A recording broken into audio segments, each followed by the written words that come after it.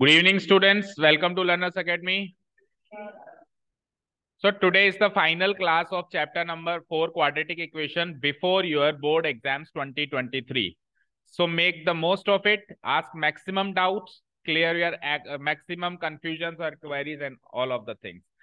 ठीक है। हालांकि छोटी मोटी चीजें आप कभी भी आके पूछोगे तो हम कभी मना नहीं करेंगे, उसके लिए हमेशा दरवाजे खुले हैं। लेकिन जो ऑफिशियल क्लास होती है वो आज आखिरी है। नहीं, जिसके डाउट्स हो जाएंगे ठीक है, जिसके डाउट्स रह जाएंगे वो फिर कैसे कवर करोगे वो आप मैनेज करना फिर। ओके, चलिए कल हमारा टेस्ट कंफर्म है। ओके ना, ठीक है, तो स्टार्ट आस्किंग। यस,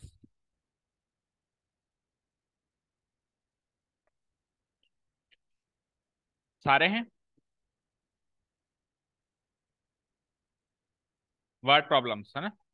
ओके, हाँ इक्वेशन ही बताएंगे, सोल्व तो आप ही करोगे। इक्वेशन वर्ड प्रॉब्लम्स अगर आपकी हैं, अगर आप वर्ड प्रॉब्लम्स लेके आए मेरे पास तो we will only frame the equations here and you will solve the equations. और उसके बाद का काम आप जानते हैं ना, इक्वेशन सॉल्व करना नहीं बताएंगे। ठीक है, जैसे कि हैड अजीता स्कोर्ड, ये क्या लिखा है, 10 मार्क्स, 10 more मार्क्स है ना। Had Ajita scored 10 more marks in her mathematics test out of 30 marks, 9 times those marks would have been the square of her actual marks. Okay, how many marks did she get in the get in the exam mathematics test. Okay, कह रहा है कि अजीता नाम की लड़की अगर अपने 30 marks का मैथ्स का जो टेस्ट पेपर था उसमें 10 नंबर और ले आती, जितने भी उसके हैं वो मुझे नहीं पता, बट वो जितने भी लाई है उससे 10 नंबर ज्यादा ले आती, तो उसका जो फाइनल स्कोर है उसका 9 गुना उसके पिछले स्कोर का स्क्वायर होता। फिर से सुनो। अगर वो 10 नंबर ज्यादा ले आती, तो अब 10 नंबर ज्यादा लेके आने के बाद भी एक स्कोर है, और 10 नंबर ज्यादा नहीं लाती तो भी एक स्कोर है। तो लाने के बाद वाला जो स्कोर है उसका 9 गुना लाने से पहले वाला जो स्कोर है उसके होल स्क्वायर के बराबर है। समझ गए? ठीक है। 9 times 20 मार्क्स, 20 मार्क्स मतलब 10 नंबर ज्यादा लाने के वाले मार्क्स है ना, would have been the square of her actual marks. Actual मतलब वो लाई थोड़ी ना, एक्चुअल मतलब जो 10 नंबर माइनस करो वापस उसके स्क्वायर के बराबर है। तो how many marks did she get, तो उसके मार्क्स कितने हैं ना। तो लेट्स से कि मैं उसके एक्चुअल मार्क्स को अगर एक्स मान लूं, राइट, वेरी इजी अजम्पशन, यहाँ तो कोई कंफ्यूजन ही नहीं है, कोई डाउट ही नहीं होगा कि हम एक्चुअल मार्क्स को क्या मानेंगे, इजी एक्स। एक्चुअल मार्क्स को लेट से हमने मान लिया एक्स। आज मैं 15 मिनट पहले आया था आप दोनों के लिए, ठीक है ना। अब देखो कुआ तो भाग भाग के आ रहा है, प्यासों को ही प्यास कम लग रही है, क्या करें। एक्चुअल मार्क्स लेट से कि एक्स, राइट। अब वो क्या कह रहा है कि अगर इसमें क्या लिखूं, मॉडिफाइड मार्क्स लिख लो या मॉडिफाइड स्कोर लिख लो, मतलब उसके अगर 10 नंबर ज्यादा आ जाते तो मॉडिफाइड स्कोर लिख दो। वो कितना है, उसमें 10 नंबर ज्यादा, राइट। ठीक है। अब इस जो मॉडिफाइड स्कोर है इसका तो करना है 9 गुना, इसका क्या करना है 9 टाइम्स, और जो एक्चुअल स्कोर है उसका करना है होल स्क्वायर, ये इसके बराबर है। बन जाएगी equation very easy, 9 × x 9x plus 90 equal to x square. So x square minus 9x plus 90 equal to 0, -90 x square -9x -90, yes, -90 equal to 0। तो x की वैल्यू यहां से आ जाती है, -9x चाहिए तो क्या 15 and 6, यस, -15 and 6, 15 6 या 90 होता है, तो -15 + 6, तो एक्चुअल आंसर आएगा +15 और -6। तो यानी एक्चुअल मार्क्स है उसके 15। अब देखो एक्चुअल स्कोर है 15, अगर वो 10 मार्क्स ज्यादा ले आती है तो हो जाते हैं 25। अब 25 का तो करना है 9 गुना और उसका करना है स्क्वायर, बराबर होता है क्या, 25 का 9 गुना भी 225 होता है, एक्चुअल मार्क्स का स्क्वायर भी 225 होता है। Okay match, easy. Next question. Next question is, find a natural number whose square diminished by 84 is equal to thrice of 8 more than the given number. Find a natural number whose square diminished मतलब कम कर देना, ठीक है ना। एक ऐसा natural number ढूंढिए, let the natural number be x, let the natural, Ayush कहाँ ख्याल है आपका, हाँ, कौन से सोच विचार में पड़े हो, कोई प्रॉब्लम है। Let the natural number be x, अब इस नेचुरल नंबर का स्क्वायर करना है। ये लो, इस नेचुरल नंबर का कर दिया मैंने स्क्वायर, और उसको डिमिनिश कर देना है 84 से, यानी उसमें से 84 घटा देना है, उसको कम कर देना है। किससे? 84 से कम कर देना है, डिमिनिश कर देना है, रिड्यूस कर देना बाय 84। ठीक है। अब is equal to, it is equal to, this quantity is equal to thrice of 8 more than the given number. 8 ही लिखा है ना, हाँ, 8 more than the given number, thrice of, है ना, is equal to thrice of means 3 into 8 more than the given number x है तो उसका 8 मोर देन कर देना, राइट? ठीक है। So it is like x square minus 84 equal to 3x plus 24। So it will be like x square minus 3x, 84 minus 24 will be like क्या, 108। सही है, 4 4 8 और 2 10। ठीक है, तो बताओ फटाफट दो नंबर, 108 लाना है। 12 9 जा 108, 12 9 जा 108, माइनस 3 आ रहा है, तो फिर यानी कि -12 प्लस 9, तो actual value +12 -9, obviously -9 is not a natural number, so it will be rejected. Natural number ही चाहिए ना उसको, तो आंसर क्या हो जाएगा, 12। ठीक है, सॉल्व। Question number 3। तो अभी तो देखो क्वाड्रेटिक इक्वेशन इतनी डिफिकल्ट नहीं आ रही, हम देखते ही सॉल्व कर पा रहे हैं। अगर कुछ डिफिकल्ट आएगी तो फिर वो आपके लिए होमवर्क हो जाएगा, ठीक है ना। जितना हम ओरली सॉल्व कर पा रहे हैं कर देते हैं। If Zeba were younger by 5 years then what she really is. Okay, अभी वो जितने साल की है उससे वो 5 साल यंगर होती, छोटी होती, then the square of her age, तो वो छोटी वाली एज का जो स्क्वायर होता would have been 11 more than 5 times her actual age. उसकी एक्चुअल एज के 5 गुना से ज्यादा, इससे 11 साल ज्यादा उसका स्क्वायर होता है। लेट्स से उसकी प्रेजेंट एज, एज प्रॉब्लम में हमेशा क्या मान लेंगे हम, प्रेजेंट एज। लेट्स जेबास present age be x years. ठीक है। अब ये क्या कह रहा है कि जेबा की एज का 5 साल कम करो, यानी कि x-5। ठीक है, ठीक है। तो और इसका कर दो स्क्वायर, इसका क्या कर दो स्क्वायर, 5 साल कम करके क्या कर दो स्क्वायर। तो ये जो क्वांटिटी आएगी वो किसके बराबर आएगी, उसकी एक्चुअल एज का 5 गुना। एक्चुअल एज क्या है x, उसका तो कर दो 5 गुना, और उससे 11 साल ज्यादा यानी +11। ठीक है, उसकी एक्चुअल एज का 5 गुना प्लस 11 साल। ठीक है, 5 साल पहले की एज का स्क्वायर उसकी एक्चुअल एज के 5 गुना से 11 साल ज्यादा है। ठीक है, क्लियर है? ठीक है, तो x square minus 10x, x square minus 10x plus 25 equal to 5x plus 11। 5x इधर आएगा तो x square minus 15x, and 25 minus 11 is what, 14 equal to 0। तो 14 लाना है प्रोडक्ट, 14 बन जा 14, -14 -1, -14 -1 यानी x की वैल्यू +14 और +1। अब ये 1 रिजेक्ट हो जाएगी, क्योंकि 1 इसलिए रिजेक्ट हो जाएगी क्योंकि 5 साल पहले कैसे जाओगे, अगर उसकी प्रेजेंट एज 1 ईयर रख दें तो ये सिचुएशन ही पॉसिबल नहीं है ना, 5 साल पहले जाना, नॉट पॉसिबल। पिछले जन्म में थोड़ा जाओगे, 4 साल पिछले जन्म में चले गए, अंतिम जब गड़िया गिन रही थी जेबा, हाँ। ठीक है, तो practically not possible, so we will take only this value, this will be the final answer कि उसकी प्रेजेंट एज कितनी है, 14 ईयर्स। अब आप देख लो, 5 साल पहले 9 साल की होगी, 9 साल का स्क्वायर यानी 81, प्रेजेंट एज 14 का 5 टाइम्स 70 प्लस 11 भी 81 होता है। प्रेजेंट एज 14 का 5 गुना 70, 70 और 11 भी 81 होता है, और 5 साल पहले वाली एज यानी कि 14 माइनस 5 9 का स्क्वायर भी 81 होता है। हो गया इक्वेट, समझ आ रहा है? बोलो भाई, आवाज नहीं आ रही? Last question. At t minutes past 2 p.m. the time needed by the minute hand of a clock to show 3 p.m. was found to be 3 minutes less than t square by 4 minutes। क्या? Find t। क्या कह रहा है, 2:10 हुए हैं, t मतलब कोई भी वेरिएबल है, जैसे 2:05 हुए हैं या 2:10 हुए हैं, तो 2 कितने मिनट हुए हैं, t मिनट हुए हैं। भाई 2 तो बज चुके हैं, उसमें t मिनट्स और ऐड कर, कितने मिनट्स ऐड कर दो, t मिनट्स। तो you can imagine the importance of this class, क्योंकि आप सब लोग मेहनत कर रहे हो तो सब लोगों को मेहनत का फल मिल रहा है ना। कुछ क्वेश्चंस कोई ला रहा है, कोई कुछ क्वेश्चंस कोई ला रहा है। भाई एक बच्चा सारे क्वेश्चंस थोड़ा ना इकट्ठे करके ला सकता है, लेकिन सारे बच्चे मिलके इकट्ठा करना शुरू करें तो अच्छे अच्छे क्वेश्चंस इकट्ठे हो रहे हैं ना। तो ये इसलिए क्लास इंपॉर्टेंट, कोई भी मिस नहीं करेगा। आगे चलते हैं। The time needed by the minute hand of a clock to show 3 PM। अच्छा, 2 बज के पता नहीं कितने मिनट हो रहे हैं, 3 मिनट्स हो रहे हैं। अब 3 बजने में कितने मिनट बाकी हैं, है ना भाई? 3 बजने में जितने मिनट बाकी हैं, ठीक है ना, 3 बजने में कितने मिनट बाकी है पहले तो मुझे ये बताओ। अगर 2 बज के कुछ मिनट हो रहे हैं तो 3 बजने में कितने मिनट बाकी हैं ये पता करने के लिए 3 बजने में से माइनस करना पड़ेगा इस टाइम को। जैसे मान लो 2:30 बज रहे हैं तो 3 बजे में से 2:30 बजे गए तो यानी आधा घंटा बाकी है। मान लो 2 बज के 15 हुए हैं तो 3 बजने में कितना टाइम बाकी होगा? 45 मिनट बाकी होगा। तो कैसे पता लगाएंगे हम? 60 - T minutes, 60 - T। Let's say यहाँ पे 10 मिनट होता है ये। अगर टाइम होता 2 बज के 10 मिनट तो 50 मिनट बाकी रहते।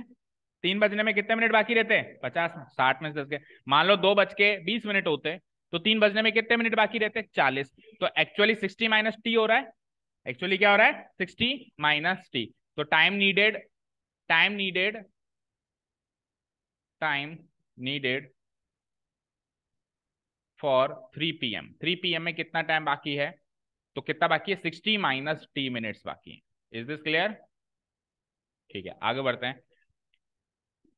और ये जो टाइम है 60 - T, it was found to be 3 minute less than T²/4। यानी ये जो टाइम है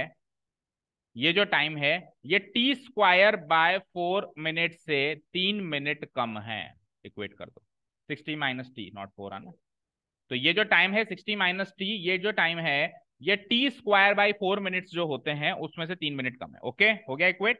T²/4 मिनट कोई क्वांटिटी है, उससे 3 मिनट कम है ये वाला टाइम। ठीक है, क्लियर? अब इसको इक्वेट करो तो 4 से मल्टीप्लाई कर दूं या -3 को पहले इधर ले आओ तो -3 + 3 हो जाएगा तो 63 हो जाएगा। ये -3 इधर आगे क्या हो जाएगा बेटा? 60 में जुड़ के 63। अब आप 4 से मल्टीप्लाई कर दो। 4 3 12, रिमाइंडर 1, 4 6 24 एंड 1 25, और 4 into T 40 equal to T²। So the equation will be T² -40 इधर आके +40, 252 इधर आके -252 इक्वल टू 0। हो गई, बन गई इक्वेशन। बोलो। चलो टी की वैल्यू निकालो, क्योंकि क्वेश्चन अच्छा है तो उसको पूरा सॉल्व करो। बताओ, -252 को फैक्टराइज करो फटाफट को एक।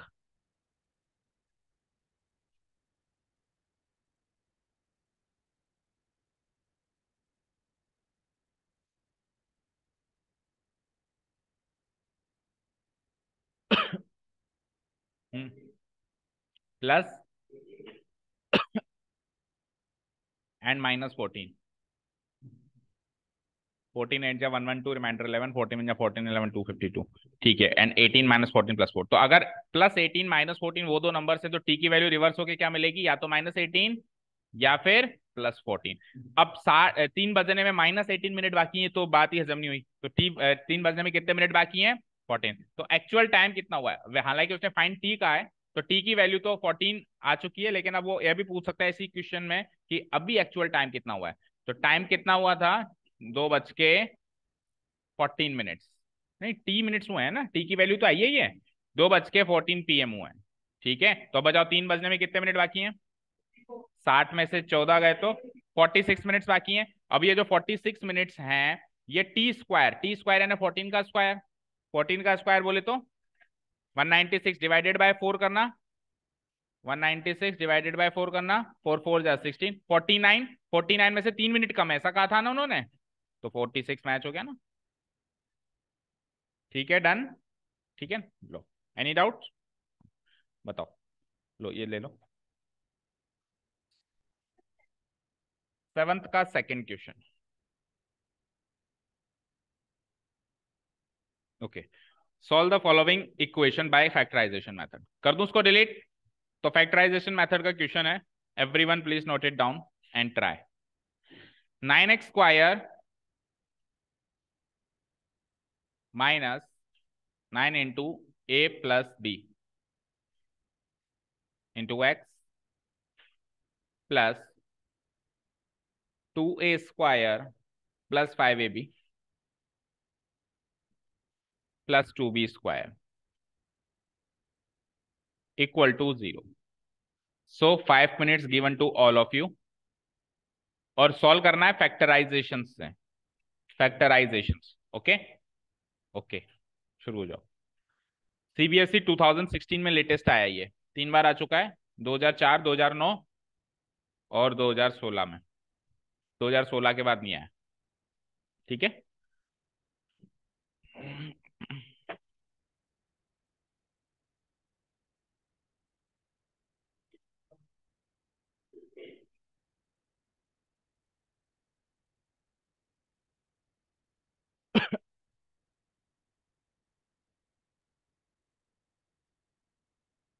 लेना बॉटल, लक्ष्मी बॉटल।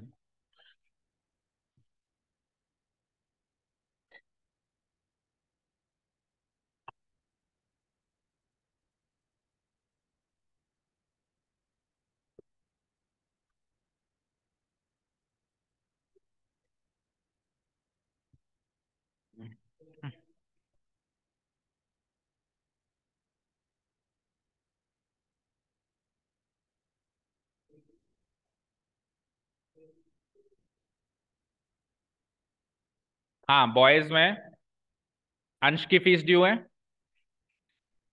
और सुयश आपकी भी ड्यू है। अंश, ओ सॉरी यश, आपकी भी थोड़ी सी ड्यू है। इधर से विवेक की आ गई। यश सैनी आपकी ड्यू है। और गर्ल्स में जो बच्चे मुझे दिख रहे हैं उसमें से बता रहा हूँ, अगर कोई एब्सेंट है तो फिर पता नहीं है। बाकी सबकी आ गई बॉयज में जो दिख रहे हैं। गर्ल्स में यहाँ से हम्म, आपकी ड्यू है बेटा निकिता। लविका की हो गई, मुस्कान की भी हो गई, बाकी तो सबकी हो गई। सुप्रिया आपकी ड्यू है क्या? सुप्रिया की भी ड्यू है। So please deposit it as soon as possible, वो सेशन ओवर हो चुका है। Fees is always for the session, है ना, रिवीजन इज एक्स्ट्रा। तो सेशन हो चुका है तो आप फीस पहले डिपॉजिट कराओ।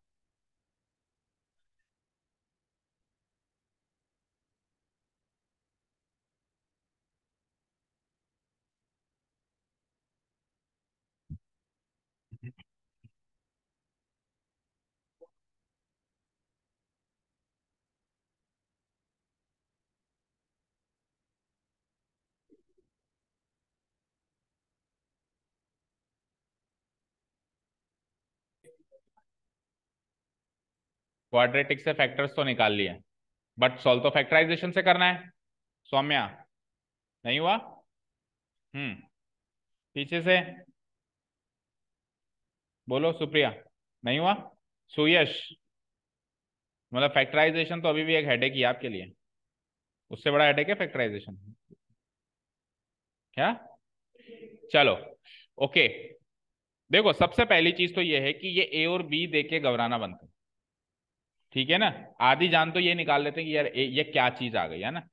इसको जैसे ही ये आर्बिट्रेरी कॉन्स्टेंट्स है, इसको नॉर्मल कॉन्स्टेंट्स की तरह ट्रीट करो। तो हम क्या करते हैं, देखो सिंपल सा प्रोसेस शुरू कर रहा हूं मैं अभी, आप ही आंसर बताएंगे आपको कि अच्छा इतना आसान था क्या, देखना। हम क्या करते हैं, सबसे पहले सम लिखते हैं। सम क्या होता है? मिडिल टर्म का coefficient, that means what, -9a+b। और इसको अपन फुल्ली सॉल्व भी कर लेते हैं। क्या आ गया ये? -9a -9b। कोई दिक्कत नहीं है। Okay, now we will write the product. Product बोलो क्या है? 9 इंटू इसका कोएफिशिएंट और ये पूरा कांस्टेंट टर्म का प्रोडक्ट, दैट मींस 9 इंटू ये पूरी चीज 2a² plus 5ab plus 2b²। अब सुयश आप मुझे ये बताएं कि अगर यहाँ पे ये एबीसी की टर्म्स नहीं होती और कोई न्यूमेरिकल टर्म होती और आप सम एंड प्रोडक्ट लिख देते, ऐसे सम लिख देते, प्रोडक्ट लिख देते, तो नेक्स्ट स्टेप आप क्या करते? लेट्स से वो बड़ा नंबर है और बड़ा नंबर आपको उतनी टेबल्स आपको याद नहीं है, तो आप कैसे उसको सॉर्ट आउट करते? फैक्टराइज करते। किसको? प्रोडक्ट को। तो अभी भी आप इसको फैक्टराइज कर रहे हो ना। अब आपको फैक्टराइज करना नहीं आता, ये क्वाड्रेटिक पॉलिनोमियल नहीं है क्या जिसको अपन फैक्टराइज नहीं कर सकते? कैसे? तो मैं इसको फैक्टराइज करना स्टार्ट कर रहा हूं, देखो ध्यान से। अब आप ऐसे सोचो, दो नंबर जिनका प्रोडक्ट आता हो 4 और सम आता हो 5, मतलब फैक्टराइजेशन में भी फैक्टराइजेशन, स्प्लिटिंग में भी स्प्लिटिंग, है ना, क्योंकि अब इसको फैक्टराइज करना है। भाई पहले तो मेन प्रॉब्लम को फैक्टराइज करना था, अब मेन प्रॉब्लम से सुलझे, शॉर्ट प्रॉब्लम पे पहुंचे, तो अब इसको भी तो फैक्टराइज ही करना होता है। क्या करना होता है? प्रोडक्ट को फैक्टराइज। तो फैक्टराइज करना है तो दो नंबर सोचो जिनका प्रोडक्ट तो दो दूनी 4 आता है और सम 5 आता है। 4 और 1 का सम 5 आता है, और 4 और 1 का 4 और 1 सही कहा क्या मैंने? हाँ सही, 4 और 1 का प्रोडक्ट 4 आता है, सही है। तो हम इसको कैसे 4 and 1 में स्प्लिट करते हैं? कैसे? 9 तो बाहर है ही, सही, उसको ऐसे एज इट इज रहने दो। 2a², 5ab को लिख सकता हूं मैं 4 and 1, तो 4ab plus single A B, और आगे क्या लगा हुआ है 2b²। कोई दिक्कत नहीं है। अब इन दोनों में से कॉमन लेते हैं। फर्स्ट टू टर्म्स में से कॉमन लो, क्या आया 2a, अंदर क्या बचा a+b। ओके फाइन, प्लस, हाँ a+2b बचेगा, यस नॉट a+b, a+2b बचेगा। एंड ab एंड 2b² में से क्या कॉमन आएगा ओनली b, ओनली b, और वहां से क्या बचेगा वही a+2b। ठीक है, तो a+2b again common, a+2b again common, फिर अंदर क्या बचता है 2a+b। तो ये वाला पॉलिनोमियल इन दो फैक्टर्स में फैक्टराइज हो गया। ज्यादा से ज्यादा अभी फर्दर और फैक्टराइज करने के लिए आप 9 को भी फैक्टराइज कर दो, 3 × 3 लिख दो, इससे ज्यादा तो होगा नहीं। 3 × 3 इंटू a+2b इंटू 2a+b। अब आपके पास 4 फैक्टर्स हैं बेटा। कितने फैक्टर्स 4, 1 2 3 4। इन 4 फैक्टर्स में से 2 टीम्स ऐसी बनानी है जिनका सम या डिफरेंस ये सम निकल के आता हो, इनमें से ही बनानी है भाई। 3 को उधर ले लो, a+2b को उधर ले लो, ऐसे करके आपको कुछ भी ऐसा सिस्टम सेट करना है ताकि इनको जोड़ने पर या घटाने पे क्या आ जाए वो आ जाए। तो लेट से ऐसे क्वेश्चन पता है हमेशा क्या होता है कि जो न्यूमेरिक दो फैक्टर्स न्यूमेरिक हैं, दो फैक्टर्स अलजेब्रिक हैं, तो एक न्यूमेरिक एक अलजेब्रिक का कॉम्बिनेशन एक तरफ दो और एक न्यूमेरिक और एक अलजेब्रिक का कॉम्बिनेशन दूसरी तरफ दो। 99% केसेस में यही सेट होगा। ठीक है, जैसे कि 3 इंटू a+2b इधर दे दूं तो 3 इंटू a+2b होता क्या है 3a+6b, एंड 3 इंटू 2a+b उधर देते हैं तो क्या हो जाएगा 6a+3b। अब अगर मैं इनको ऐड करूं तो 3a+6a एंड 6b+3b, तो मेरे पास 9a+9b आया, लेकिन उधर क्या है, तो हम क्या कर देंगे इस 3 एंड 3 को -3 एंड -3 कर देंगे। भाई 9 का फैक्टराइजेशन 3 × 3 थोड़ा ना होता है, -3 × -3 भी हो सकता है। तो अब -3 इंटू a+2b इधर और -3 इंटू 2a+b दूसरी साइड। समझ आया? ठीक है, तो बताओ दो फैक्टर्स कौन से मिल गए, मतलब दो नंबर्स कौन से मिले फाइनली आपको। एक नंबर तो मिल गया मुझे, -3 इंटू a+2b, यानी -3 इंटू ए क्या होता है -3a, और -3 इंटू 2b क्या होता है -6b। तो एक नंबर तो ये मिल गया। एंड दूसरा नंबर -3 इंटू 2a क्या होगा -6a, एंड -3 इंटू b क्या होगा -3b। अब आप चेक करो इन दोनों को अगर मैं ऐड कर दूंगा तो -3 है -6 मिलके -9 है, एंड -6b -3b मिलके, दैट मीन्स इस वाली टर्म को आपको इन दो नंबर्स में स्प्लिट करना है। मिल गए दो नंबर्स, कैसे स्प्लिट करना है तो उसके लिए अब मैं ये वाला पोर्शन डिलीट कर दूं एक बार। ये दो नंबर्स मिल गए ना। अब अगर आपको कुछ नोट करना है और समझना है तो आपको जिसको भी चाहिए, मैं ग्रुप में नहीं डालूंगा, बट जिसको चाहिए पर्सनली मैं उसको पर्सनली वीडियो दे दूंगा, है ना। आप मुझको ग्रुप में मैसेज कर देना अगर कुछ नोट डाउन करना है। ठीक है, ठीक है, तो फाइनली मेरे पास ये दो नंबर मिल गए, है ना। अभी भी नहीं समझ आया कि ये दो नंबर कैसे मिले तो please watch the video, otherwise come to me. और तो क्या ही कहूं, देखो 9x² will remain the same. ये वाली जो टर्म है ये पूरी टर्म x वाली टर्म है, इसको स्प्लिट करना है इन दोनों टर्म्स में, इन दोनों टर्म्स में स्प्लिट करना है, तो ये हो जाती है स्प्लिट।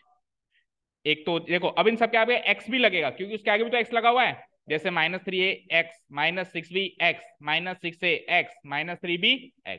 तो पहली टर्म -3a x, दूसरी टर्म -6b x, तीसरी टर्म -6a x, और चौथी टर्म 3b x। ठीक है ना। अब देखो इनको सॉल्व करो तो -3a x और -6a x -9a x, and -6b x -3b x, तो ऊपर भी तो यही है -9a x -9a x -9b x, ऊपर भी तो यही है एक्चुअली, है कि नहीं है। ठीक है, तो ये मिडिल टर्म जो है दो टर्म्स में स्प्लिट होती है। अब की बार कितनी टर्म्स में स्प्लिट हुई है 4 टर्म्स में, नहीं हाँ 4 टर्म्स में स्प्लिट हुई है। तो जब दो टर्म्स में स्प्लिट होती है तो एक इधर लेता है एक इधर लेता है, एक तो x² वाला ले लेता है और एक कांस्टेंट टर्म ले लेता है। अभी 4 में हुई है तो 2 इधर लेंगे और 2 इधर लेंगे, दैट मीन्स इन तीनों में से कॉमन निकालना पड़ेगा, समझे। और इन दोनों को फिर उसके साथ, तो इसको भी आप फैक्टराइज करके आए हो तो बताओ क्या आया था इसका फैक्टराइजेशन, इसका फैक्टराइजेशन क्या आया था बोलो। अरे इन इसका फैक्टराइज किया था ना अभी, 4 और 1, तो फिर फैक्टराइज करके क्या आया था 2a+b इंटू a+2b, यही आया था। 2a+b और a+2b, सही है, ठीक है। ओके, तो अब इसमें से कॉमन लो और इसमें से कॉमन लो, तो इसमें से देखो 9x² 3ax और 6bx में से 3x कॉमन बचता क्या है, 3x minus a minus 2b, सही है, ठीक है। इधर आओ, अब इनमें से जैसे कल एक क्वेश्चन आया था, पहले इन दोनों में से कॉमन ले लो और फिर इनमें से कॉमन ले लो, तो इन दोनों में से क्या कॉमन आ रहा है, टेल मी। -3x क्या बचता है, 2a और प्लस, भाई माइनस साइन तो कॉमन ले लिया ना, तो क्या बचा, +b बचा ओनली, और आगे क्या है मेरे पास, 2a+b और a+2b। अब अगेन इन दोनों में से भी कॉमन ले लो, तो अगेन 2a+2a+b कॉमन आ गया, ठीक है ना। तो प्लस का 2a+b कॉमन ले लूं, अगर मैं प्लस का 2a+b कॉमन ले लूं, नहीं प्लस का नहीं ले पाऊंगा, क्यों, क्योंकि अगर मैं प्लस का लेता हूं तो -3x बचता है और उधर +3x है, तो मेरे को माइनस का 2a+b कॉमन लेना पड़ेगा, माइनस का 2a+b कॉमन लेना पड़ेगा। तो कॉमन लेने के बाद -3x बन जाएगा +3x, क्योंकि माइनस का नंबर कॉमन ले लिया ना, और उधर उधर क्या बचा, ये तो कॉमन ले लिया, उधर क्या बचा, a+2b, तो a+2b उधर पॉजिटिव है, देखो उसका साइन पॉजिटिव है ना, तो माइनस का नंबर कॉमन लेने के बाद क्या बचेगा अंदर, नेगेटिव बचेगा, तो negative of a+2b, negative of a+2b, ये फैक्टर बचा, जिसको और सॉल्व कर लें तो माइनस से मतलब माइनस को अंदर इंट्रोड्यूस कर दें तो क्या हो जाता है, -a -2b, और इसके आगे =0 सबके आगे लगाना ही है ना, ठीक है। और इधर सेम वही 3x माइनस a -2b।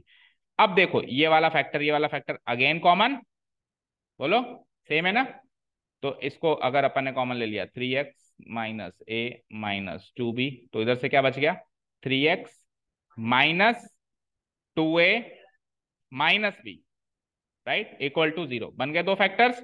इधर से x की क्या वैल्यू आएगी, -a -2b, उधर जाएगा तो +a +2b whole divided by 3, x का कोएफिशिएंट 3 है तो होल डिवाइडेड बाय 3, और वहां से x की क्या वैल्यू आएगी, -2a उधर जाएगा 2a +b whole divided by, so these are the to,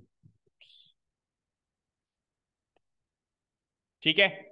अभी क्विकली अगर कुछ छोटी मोटी चीज नहीं समझ में आई तो आपके सामने प्रेजेंटेशन रखा हुआ है, किसी को भी कुछ पूछना है, और बिल्कुल ही नहीं समझ में आया तो फिर दो रास्ते हैं, एक तो है वीडियो पॉज करके धीरे धीरे स्टेप टू स्टेप देखना, एक एक स्टेप देखना, और दूसरा तरीका है कि एक्स्ट्रा टाइम आपको मुझसे लेना होगा, और एक्स्ट्रा टाइम बड़ी मुश्किल से मिलता है, याद रखना, ठीक है। तो उसके लिए आपको एफर्ट्स लगाने होंगे, ठीक है। एफर्ट्स कैसे लगाते हैं, एफर्ट्स कैसे लगाते हैं, क्या, नहीं पैर वैर नहीं पड़ना, एफर्ट्स ऐसे लगाते हैं कि आप मेरे को याद दिलाओ कि सर मेरा ये पेंडिंग है, एक बार मैं भूल जाऊं फिर दोबारा याद दिलाओ, फिर दोबारा मैं भूल जाऊं नक्शे बन जाओ, तीसरी बार याद दिलाओ। अब आज की तरह नहीं कि मैंने 10-15 मिनट उनको एक्स्ट्रा टाइम देने के लिए मैं जल्दी आया बैंक से, बट वो दोनों ही नहीं थी, तो इसको एक्स्ट्रा एफर्ट्स नहीं कहते, फिर अगर आपको इंटरेस्ट नहीं है तो मुझे भी इंटरेस्ट नहीं, ऐसा होगा, ओके, ठीक है। तो आपको सैटरडे संडे भी है उस एक्स्ट्रा एफर्ट्स में, आप चाहो तो घंटा आधा घंटा एक्स्ट्रा भी मेरे पास आ सकते हो टाइम निकाल के, ठीक है ना, बाकी एफर्ट्स तो आपको लगाने पड़ेंगे, देखो, हाँ जी, एनी डाउट्स, हाँ बताओ कौन सा स्टेप में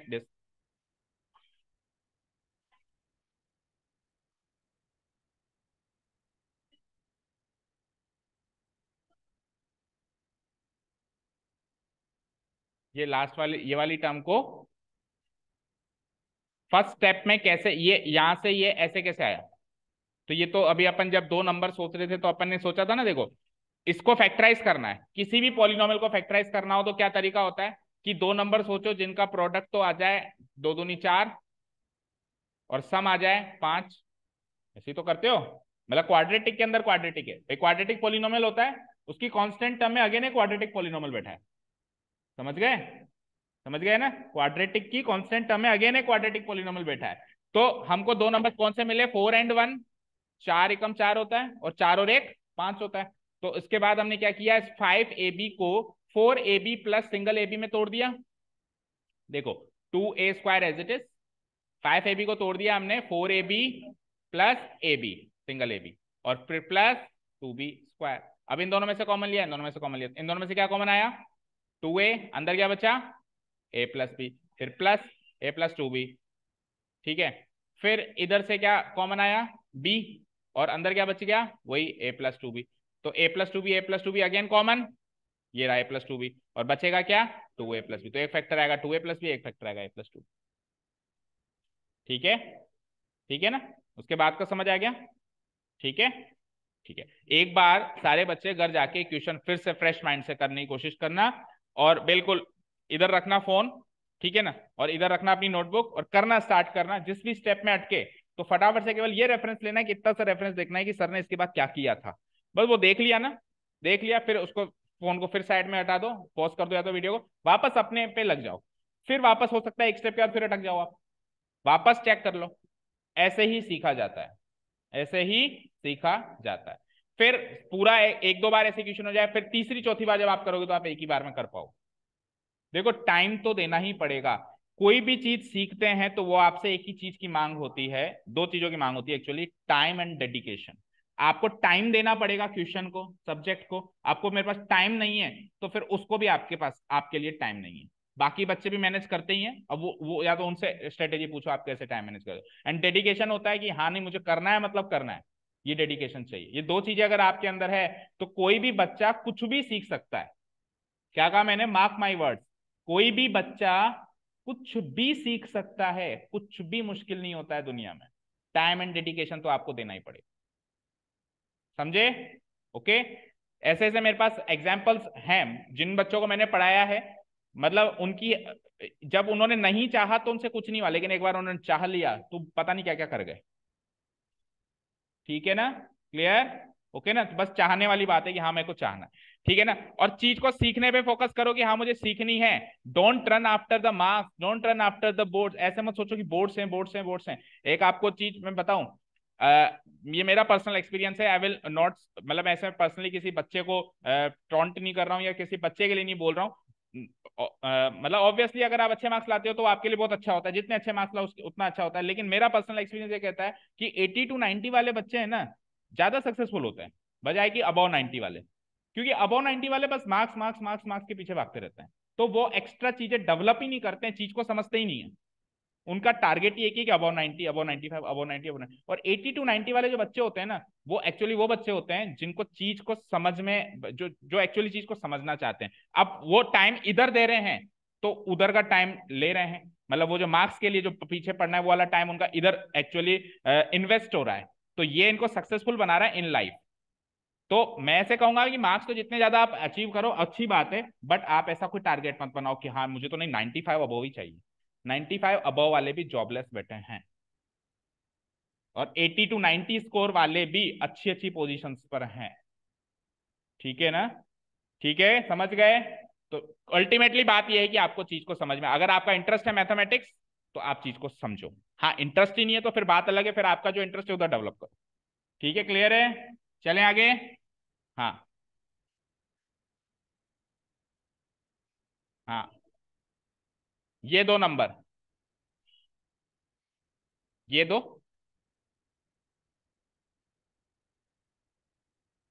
इक्वेट किया बेटा, वो आगे इक्वल टू जीरो लगा हुआ है, इन दोनों को। देखो मेरी बात सुनो बेटा, मेरी बात सुनो। हमारे पास एक क्वाड्रेटिक इक्वेशन होती है ax² plus bx plus c equal to 0, right. अब हम इसको जब दो फैक्टर्स में तोड़ते हैं तो इन दो फैक्टर्स को इक्वेट किया जाता है ना, किनको, इन दोनों को, इन दोनों को किया जाता है ना, किया जाता है। अब लेटस से मेरे पास c है मान लो 120, तो आप वो दो नंबर सोचने के लिए 120 को फैक्टराइज करते थे, ऐसे ऐसे ऐसे करके करते थे, करते थे। अब वो 120 जो न्यूमेरिक फॉर्म में है वो न्यूमेरिक फॉर्म में ना होके कुछ इस टाइप की फॉर्म में आ गया, ये जो कांस्टेंट टर्म है कुछ इस टाइप की फॉर्म में आ गई। तो अब आपको इसको फैक्टराइज करना है, तो फैक्टराइज करके आप इसको, अभी आप 120 को जब फैक्टराइज करते थे तो फैक्टराइज करके उसको जीरो के इक्वेट करते थे क्या, बोलो, इसको फैक्टराइज करके क्या जीरो के इक्वेट करते थे क्या? तो ये तो मैंने केवल इसी को फैक्टराइज किया है ना। फाइनल जो दो इस इक्वेशन के, देखो चीज को समझो, ax² plus bx plus c equal to 0, इस क्वाड्रेटिक इक्वेशन के जो दो फैक्टर्स बन रहे हैं x प्लस और minus something and x plus और माइनस समथिंग, इन दोनों को जीरो का इक्वेट किया जाता है, इन दो फैक्टर्स को, बजाय कि c के फैक्टर्स को। आप कह रहे हो c के फैक्टर्स को, उसको क्यों करूंगा? सी के फैक्टर्स तो एक्चुअली कांस्टेंट टर्म है जो आपको अलजेब्रिक फॉर्म में दिए हुए हैं, उसको फैक्टराइज करना बस आपका टास्क है, ठीक है। क्योंकि उसको फैक्टराइज करने से वो दो नंबर सोचे जाते हैं जिनको जोड़ने पे ये मिले, जिनको प्रोडक्ट करने पे ये मिले, समझ गए। तो अब पिछले क्वेश्चन पे आओ। तो ये जो चीज है ये तो कांस्टेंट टर्म है ना, ये इक्वेशन थोड़ी ना है। इक्वेशन तो ये है, यहां से लेके ये पूरी इक्वेशन है। इसके दो फैक्टर्स देखो नीचे, देखो देखो देख पा रहे हो, ये वाले और ये वाले निकले निकले ना। अब इनको जीरो के इक्वेट करके ये आंसर आए, ठीक है। जिसमें एक्स भी है, एक्स है, एक्स है, उसमें कहां एक्स है, तो उसको मैं जीरो के इक्वेट करूंगा तो एक्स की वैल्यू निकलेगी, उसमें एक्स है ही नहीं कहीं। वो एक कांस्टेंट टर्म है जो आर्बिट्रेरी कांस्टेंट की फॉर्म है। क्लियर है अभी सारी बात, ठीक है। Okay, next question low. Question number which one, ये वाला, एक मिनट रखो। देखो फर्स्ट एंड सेकेंड, ओके।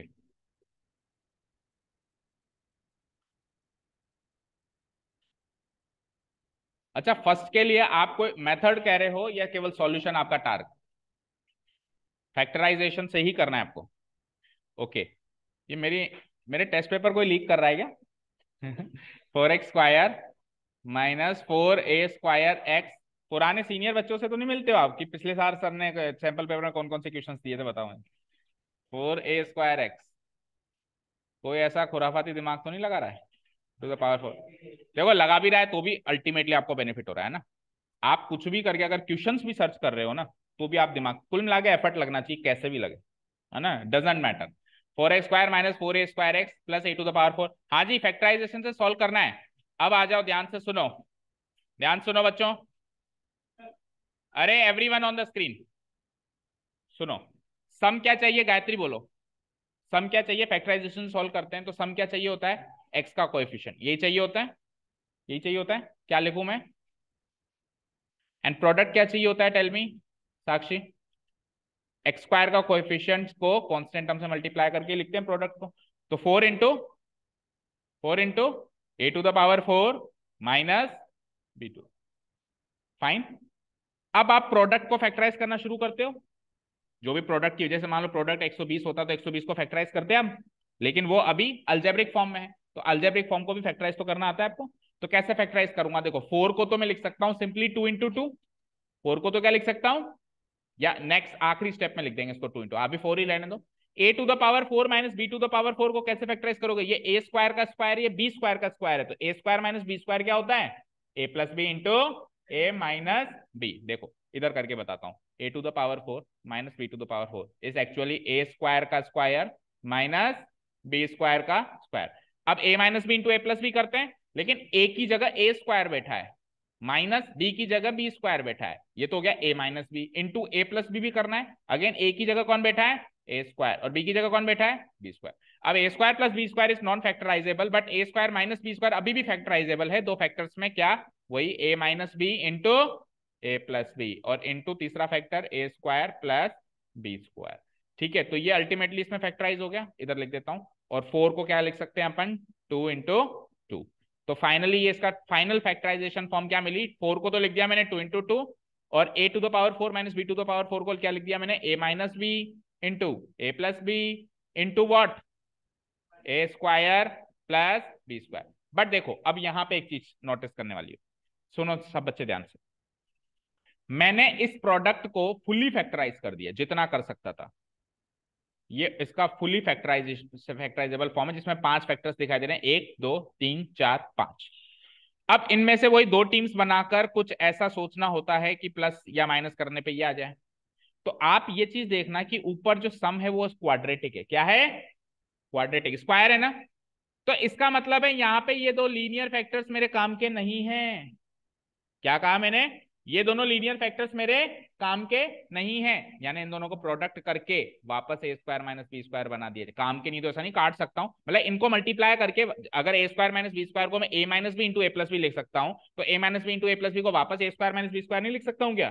तो मैं क्या करूंगा, अभी इसको a minus B into a+b खोल के नहीं लिखूंगा, मैं सिंपली लिख दूंगा क्या, a² माइनस b²। अब आपके पास 4 ही फैक्टर्स हो गए, 1 2 3 4। इसमें से आपको 2 टीम्स ऐसी बनानी है कि जोड़ने या घटाने पे क्या आ जाए, -4a²। अब पिछले बार की तरह देखो, एक 2 तो किसी एक को दे दो और एक 2 किसी दूसरे को दे दो, 99% केसेस में यही होगा। तो एक 2 तो दे देता हूं मैं a² - b² को, तो 2 × a² - b² हो गया, बोलो। और एक 2 दे देता हूं मैं a² प्लस, ये तो इसको दे दो और ये इसको दे दो, तो ये क्या हो जाएगा, a² प्लस b² हो जाएगा। फाइन। अब 2 × a² और 2 × b² माइनस 2b², एक नंबर ही आया, इंटू 2 × a² एंड 2 × b²। अब आप देखो इसको जोड़ने या घटाने से वो मिल रहा है क्या। अगर मैं इसको जोड़ दूं, अगर मैं इसको जोड़ दूं तो देखो -2b² से +2b² कट जाएगा और 2a² क्या मिल जाएगा।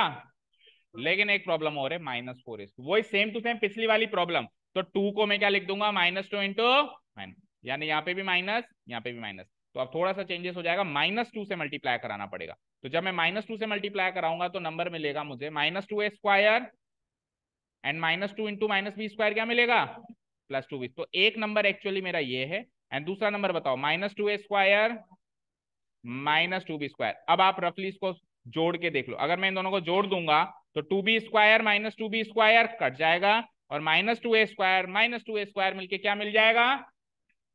तो अल्टीमेटली मेरे पास दो नंबर्स, ये दो नंबर्स हैं जो अपन दो नंबर सोचते हैं ना बेटा, जिनको जोड़ने पे ये आ जाए, घटाने पे वो आ जाए, वो दो नंबर्स, ये दो नंबर्स मिल गए, मिल गए।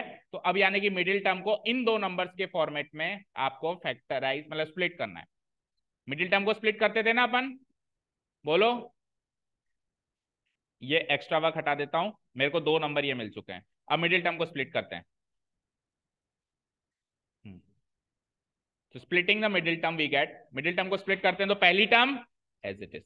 अब इसको देखो 1 2 3 4 टर्म्स में स्प्लिट हो रहा है, लेकिन सबके आगे x लगेगा। सबसे पहले क्या दिखाई दे रहा है, -2a² और उसके आगे क्या लगा दो, x। फिर क्या दिखाई दे रहा है, +2b², उसके आगे क्या लगा दो, x। फिर क्या दिखाई दे रहा है, -2a², उसके आगे भी क्या लगा दो, x। एंड देन -2b², उसके आगे भी क्या लगा दो, x। और हाल फिलहाल के लिए मैं constant term as it is लिख देता हूं, a⁴ minus b⁴ equal to 0।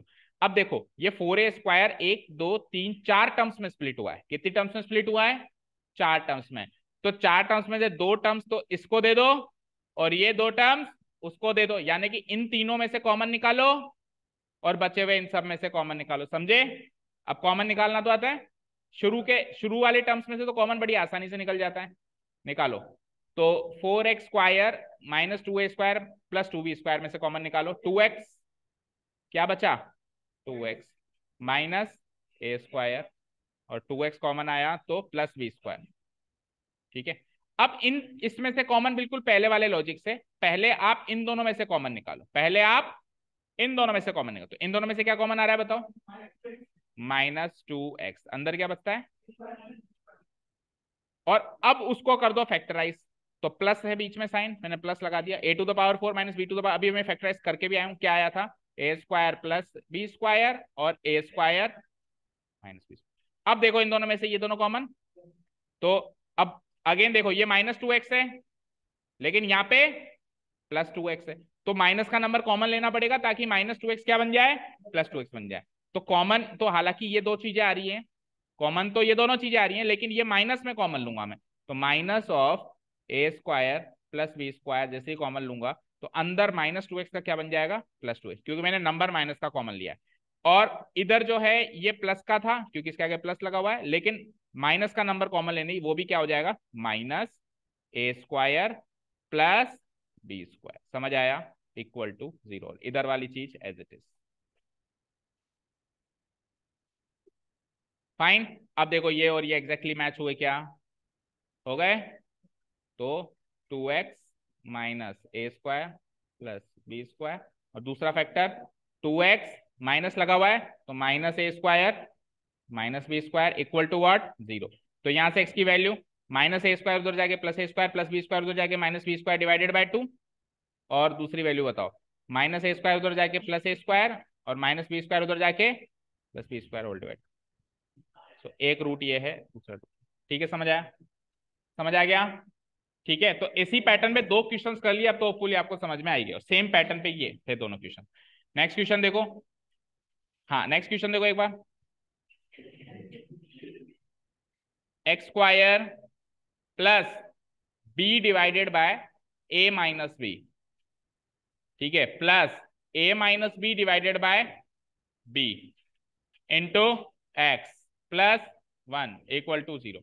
आप तो मुझे बताओ सम एंड प्रोडक्ट क्या चाहिए, फैक्टराइजेशन से सॉल्व करते हैं।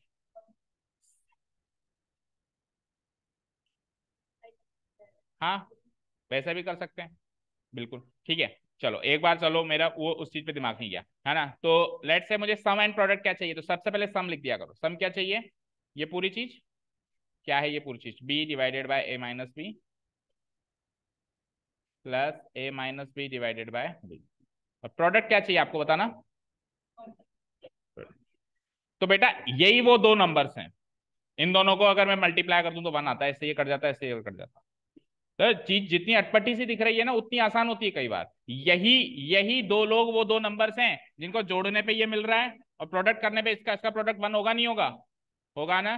तो मैं सिंपली क्या कर दूंगा, एक्स स्क्वायर, इसको बस एक्स से मल्टीप्लाई करा दो, plus B divided by A minus B into x plus क्या, बेटा इसको दो टर्म्स में स्प्लिट करना है, जोड़ना थोड़ी ना है, दो टर्म्स में स्प्लिट करना है मुझे, है ना। A minus b divide by b into x plus 1। अब इन दोनों में से कॉमन, इन दोनों में क्या कॉमन आ रहा है, एक्स, अंदर क्या बचेगा, x plus B divided by A minus B, plus इधर क्या कॉमन आएगा, 1 ही कॉमन आएगा, तो अंदर क्या बचेगा, फिर तो कुछ हुआ नहीं। 1 सेकेंड, देखो इसमें से ये कॉमन लो, ए माइनस बी, ए माइनस बी, ये एक पूरा ब्रैकेट एक तरीके से, है ना, और इधर ये पूरा ब्रैकेट। हाँ, तो इधर से a minus B divided by b को कॉमन लेना, जरा देखना ध्यान से। तो इधर से तो बच गया एक्स, और उधर से इसका रेसिप्रोकल बच जाएगा। अब कैसे, ये कैसे हुआ, नहीं सेम बनाना है इसलिए नहीं बचा। देखो मुझे एक चीज बताओ बेटा, मुझे एक चीज बताओ कि लेट से मेरे पास यहां पर है, ध्यान से सुनना, 5x स्क्वायर प्लस 10, अगर आप 5 कॉमन लेते हो तो अंदर क्या बचता है, एक्स स्क्वायर। तो मुझे बताओ एक्चुअली मैथमेटिक्स के कौन से फंक्शन की या कौन से ऑपरेशन से ये एक्स स्क्वायर और 2 बचा है, डिवाइड करके कैसे बचा है भाई, 5x स्क्वायर को 5 से डिवाइड कराया, देखो कर रहा हूं मैं, 5x स्क्वायर को 5 से डिवाइड कराया तो क्या बचा, और 10 को भी 5 से डिवाइड कराया तो 10 डिवाइडेड बाई 5 2 बचा। तो एक्चुअली डिवाइड करते हैं ना, तो उधर भी डिवाइड ही हुआ है, चेक करो। देखो आप इस a minus B into x को a minus B by B से डिवाइड कराओगे तो x का x बच जाएगा, बचेगा। और जब आप 1 को इससे डिवाइड कराओगे, किससे, 1 को इस चीज से डिवाइड करो, देखो करा रहा हूं मैं, 1 डिवाइडेड बाय, जो बाहर कॉमन लेते हैं उससे डिवाइड कराते हैं, a minus B by B, इससे डिवाइड कराएंगे तो रेसिप्रोकल बचेगा, b डिवाइडेड बाय, ये बचेगा अंदर। और अगर यकीन ना हो तो सब कुछ कर करा के वापस आप मल्टीप्लाई करके देखो ऊपर वाली चीज बनती है कि नहीं बनती है, फिर से आप ऊपर वाली चीज से मल्टीप्लाई करो, देखो x into x, x square बनता है, x into B divide by A minus B, ये वाली क्वांटिटी बन जाएगी, ठीक है। इसको इससे मल्टीप्लाई कराएंगे तो ये वाली क्वांटिटी बन जाएगी, और इसको इससे मल्टीप्लाई कराएंगे तो सब कुछ कट के 1 बन जाएगा। अरे ए माइनस बी से ए माइनस बी, बी से बी मल्टीप्लाई होकर 1 नहीं बनेगा क्या, बन जाएगा ना। तो वापस से मल्टीप्लाई करा के चेक करके देख लिया करो, अगर वही क्वांटिटी बन रही है तो हमारा सब कुछ सही है। तो अब ये दोनों मैच हो गए, देखो ये चीज और ये चीज मैच हो गई, तो वापस कॉमन क्या आ जाएगा, x plus B divided by A minus b यहां से, और एक्स प्लस ये वाली चीज a minus B divided by b वहां से, इक्वल टू 0। जब इसको एक्स को, इस वाली क्वांटिटी को 0 रखेंगे तो एक्स की क्या वैल्यू आएगी, minus B divided by A minus b, which is actually equal to b divided by b minus a, मैं माइनस को नीचे ले आया, ठीक है। और यहां से क्या आ जाएगा, minus of A minus B by B, which is actually equal to, minus से मल्टीप्लाई कराएंगे तो B minus A by B. So these are the two roots, check कर लो आराम से, ठीक है, कुछ डाउट, ओके। एक minute, the sum of two numbers is 14 and the sum of their reciprocal, ये तो बहुत सरल है, नहीं है, चलो जाओ।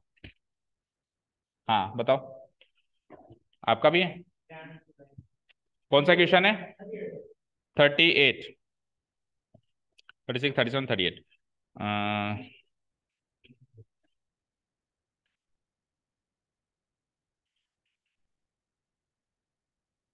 रूट्स इक्वल है, इसमें क्या है, बी स्क्वायर माइनस 4ac को 0 रख दो, कैलकुलेशन हार्ड हो रही थी तो ओके देखो क्या है, ए स्क्वायर, भाई कैलकुलेशन हार्ड हो रही थी तो उसको सोल्व करना है भाई, क्या करें। A square plus b square divide multiplied by x square -2b -2b into a plus c x. तो आज तो सारी जान एबीसी नहीं निकाल ली। कभी बचपन में सोचा था एबीसी पढ़ते टाइम की इतनी जान निकलेगी? इतनी इजी लगती थी बचपन में। B square plus C square equal to zero. Okay so इसको देखो, इसको मैं कंपेयर कर रहा हूं, A x square capital A लिख दिया मैंने उसकी जगह ना, plus B x plus C equal to zero. भाई वैसे तो स्मॉल ए बी सी होते हैं coefficients, but small A B C already use हो गया एज आर्बिट्रेरी कांस्टेंट, तो मैंने कैपिटल वर्ड्स यूज कर लिए। तो कोएफिशिएंट्स क्या मिले, ए क्या मिला a square plus b square, b क्या मिला बोलो -2b इंटू ए प्लस सी, और सी क्या मिला ये वाली चीज। तो अब आपके रूट्स अगर रियल और इक्वल हैं तो क्या लिखेंगे अपन, बी स्क्वायर -4 कैपिटल लेटर्स में इक्वल टू जीरो। तो बी का स्क्वायर करना है यानी इस चीज का स्क्वायर करना है, -2b का स्क्वायर क्या होता है 4b स्क्वायर, इंटू इसका भी स्क्वायर करना है ए प्लस सी का भी होल स्क्वायर करना है, ठीक है ना, -4ac। तो 4 इंटू ए क्या है ये चीज, तो ए स्क्वायर प्लस बी स्क्वायर का भी, नहीं का भी होल स्क्वायर नहीं होगा, तो बस ऐसे ही रहेगा, इंटू सी, सी क्या रहेगा B square plus C square equal to zero, ठीक है। तो 4b स्क्वायर ए प्लस सी का होल स्क्वायर क्या होता है 2ac प्लस, और यहाँ आ जाओ -4 into A square into B square, a square B square लिखो एक बार, है ना, a square into c square, B square into B square, और b square into c square equal to zero. 4b square into A square, 4b square into 2ac 8ab square c plus 4b square into c 4b square C square, -4 से multiply कराओ, -4 into A square B square -4 A square B square, -4 into A square C square -4 A square C square, -4 into B to the power 4 -4 B to the power 4, last term -4 into -4 into B square C square. कुछ term तो कटी होगी, check करो, 2-3 term कटी है। 4a square B square दिख रहा है, -4 ए स्क्वायर बी स्क्वायर दिख रहा है, काटो। फिर +4b स्क्वायर सी स्क्वायर से माइनस ये गया, और ए स्क्वायर सी स्क्वायर नहीं दिखा कहीं, नहीं बाकी कुछ नहीं दिख रहा, ठीक है। तो एक ये टर्म बची और 3 बची ना, एक ये बची और एक ये बची, ठीक है। इन तीनों में क्या कॉमन आ रहा है, केवल 4 ना, बी स्क्वायर 4b स्क्वायर, अच्छा इसमें सी है, ओके तो केवल 4 ही कॉमन है, तो क्या बचेगा 2ab स्क्वायर सी, फिर आगे बोलो -a स्क्वायर सी स्क्वायर, फिर आगे बोलो -b की पावर 4 इक्वल टू जीरो। तो 4 तो उधर जाके जीरो से 4 डिवाइड होके जीरो बन गया, मान लो ये 4 तो कट गया एक तरीके से, तो अल्टीमेटली मेरे पास यही एक्सप्रेशन बचता है, इतना, ठीक है। अब आपको इसमें से एबीसी का रिलेशनशिप चाहिए, आपको जो ऑप्शन में गिवन है उसके हिसाब से आपको क्या चाहिए, एबीसी का रिलेशनशिप। तो आपके पास और कोई तरीका नहीं होगा, इसको फैक्टराइज करना होगा आपको, ठीक है। तो फैक्टराइज करो, बी टू द पावर 4 है, तो बी का बी स्क्वायर का स्क्वायर ही है ना, और ये एसी का होल स्क्वायर है, तो हो गया ना बेटा।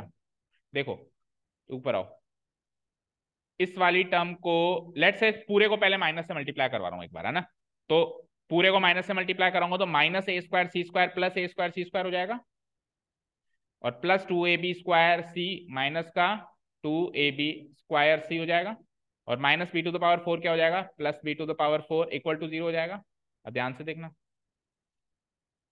a स्क्वायर सी स्क्वायर को ac का whole square, b to the power 4 को b स्क्वायर का होल स्क्वायर, तो ए इसको कैपिटल ए मान लो, इसको कैपिटल बी मान लो, तो बीच वाली टर्म -2ab नहीं बन रही है क्या, a square -2ab plus b square बन रही है ना, -2 इंटू ए को लो एसी और बी को लो बी स्क्वायर। अब आप चेक करो, एसी का होल स्क्वायर ये बन रहा है, और -2ac इंटू बी स्क्वायर वाली टर्म बन रही है यहाँ पे, और ये तो ये एक्चुअली क्या है, a square -2ab plus b square है, तो जो कि क्या होता है a माइनस बी का होल स्क्वायर। तो ए की जगह कौन बैठा है एसी, और बी की जगह कौन बैठा है बी स्क्वायर का होल स्क्वायर इक्वल टू 0। तो इसका होल स्क्वायर 0, तो स्क्वायर हटाऊंगा तो रूट लगाऊंगा, तो √0 भी क्या आ जाएगा 0, यानी फाइनली क्या आ गया, AC minus b square equal to 0। Which says me कि b square equal to A c, तो b square equal to A c वाला ऑप्शन टिक कर दो, ऑप्शन बी। ठीक है, actually a B c are in geometric progression. आप next year सीखोगे, अगर बी स्क्वायर इक्वल टू ए सी आ जाए तो ए बी सी ज्योमेट्रिक, जैसे b equal to a plus c का डिवाइडेड बाय 2 होता है तो अपन कहते हैं ABC are in arithmetic progression AP. लेकिन अगर बी स्क्वायर इक्वल टू ए सी आ जाए तो अपन कहते हैं ABC are in geometric progression. ये अगली प्रोग्रेशन है जो आप नेक्स्ट ईयर सीखोगे। चलो, हाँ, दो।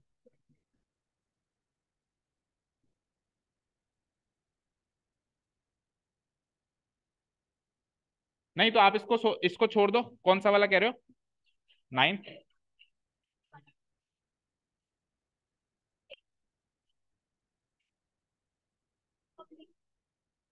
नहीं मत लेके जाओ, आप तो उससे क्वाड्रेटिक इक्वेशन बनाओ।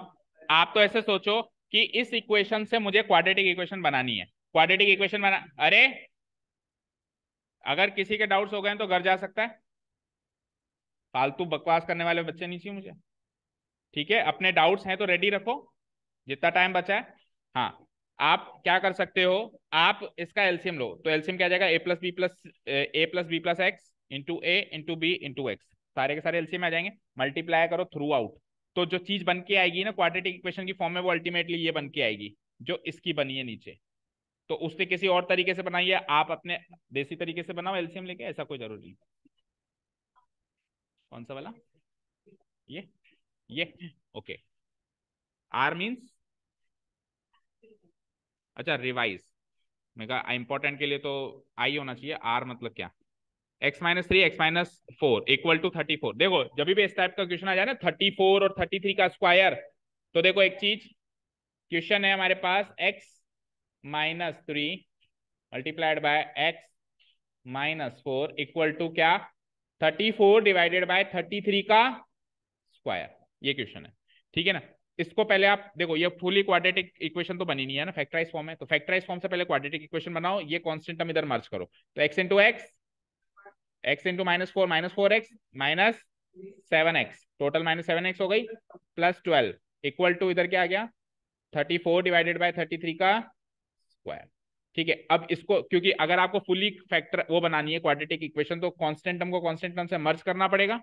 तो मर्ज करेंगे हम कैसे, हम लिख देंगे एक्स स्क्वायर -7x प्लस 12, इधर आके क्या हो जाएगी, माइनस 34 डिवाइडेड बाय 33 का होल स्क्वायर इक्वल टू 0। अब इसको सॉल्व करने के लिए जितना सॉल्व कर सकते हो करो, कितना सॉल्व करोगे बताओ, 33 का स्क्वायर करो। हाँ,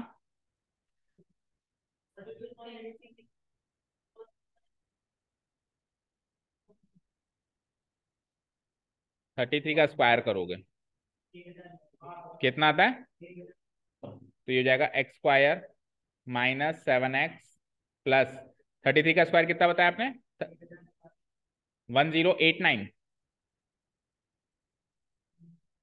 ठीक है, इसको 12 से मल्टीप्लाई करके फिर 9 से, देखो न्यूमरेटर पार्ट तो सोल्व करना ही पड़ेगा, है ना। डिनोमिनेटर पार्ट में आप डिवाइडेड बाय आप अगेन 33 का स्क्वायर लिख सकते हो, है ना, क्योंकि 33 का स्क्वायर, अब फिर जब अपन एलसीएम लेंगे तो 33 का स्क्वायर इधर मल्टीप्लाई होगा और 33 का स्क्वायर ही इधर आएगा।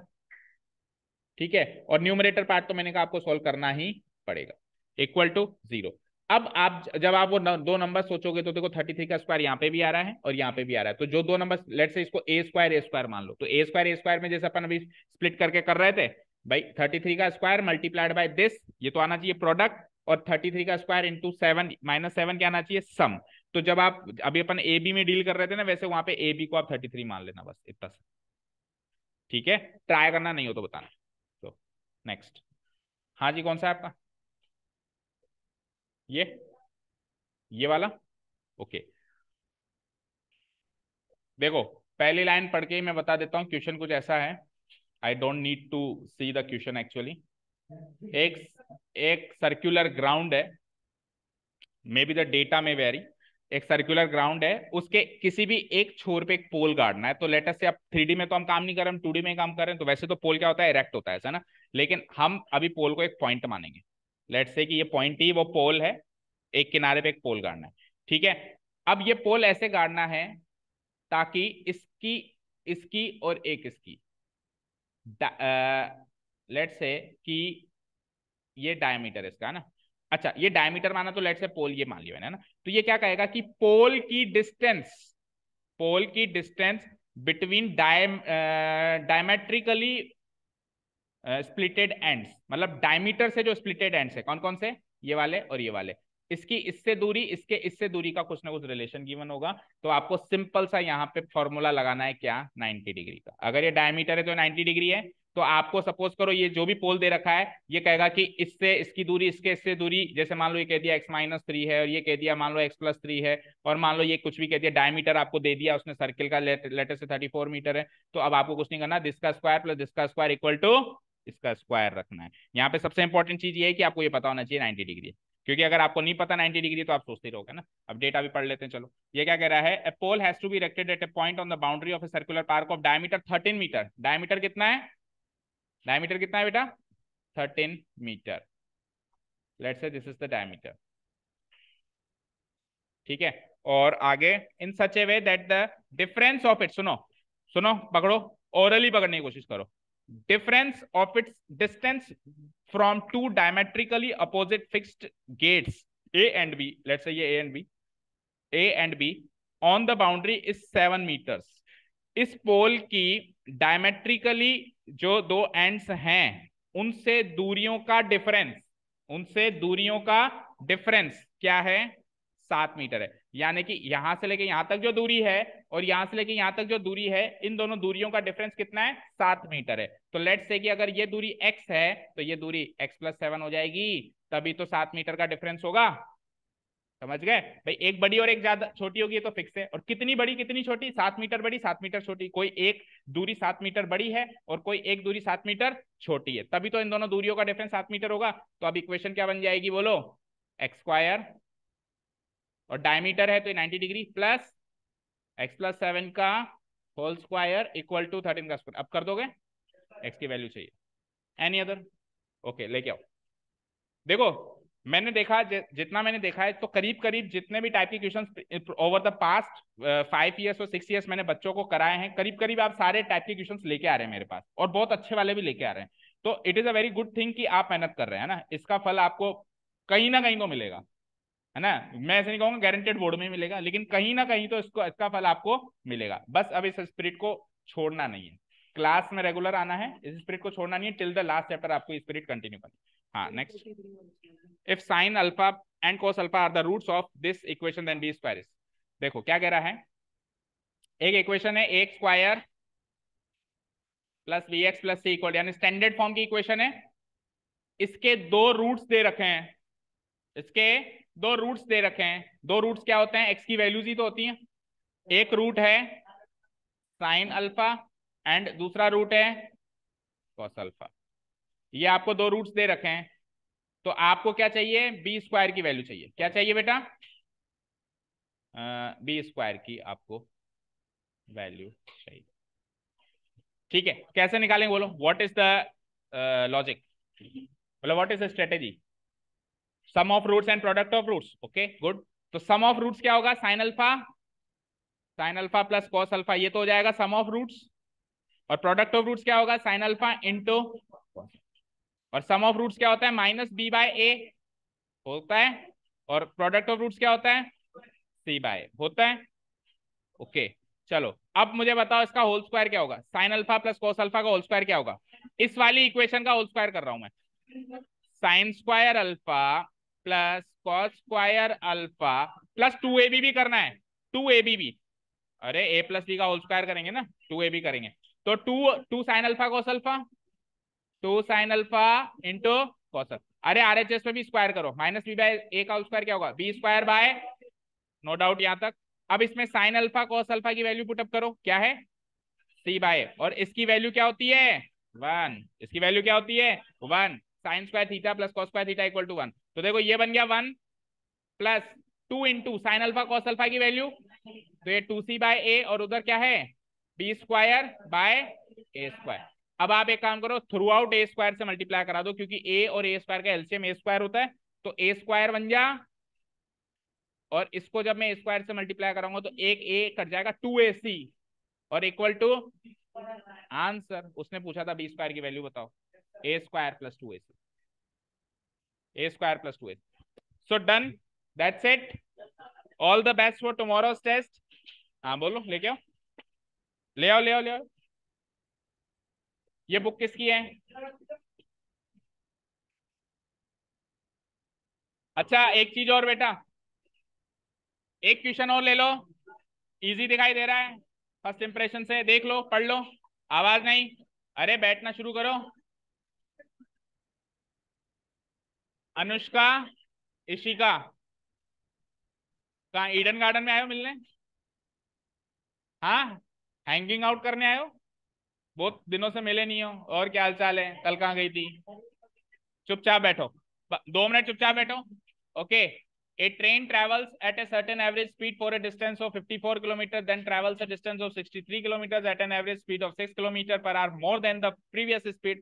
If it takes 3 hours to complete the total journey, what is its first speed? What is its first speed? देखो, एक ट्रेन है, 2 स्पीड से चलती है, लेटर से स्पीड 1 से चलती है और स्पीड 2 से चलती है।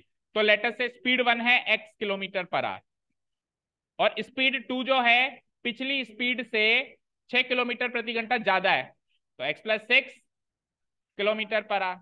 ठीक है, अब पहली स्पीड से डिस्टेंस ट्रेवल करिए आपने कितनी? 63 किलोमीटर।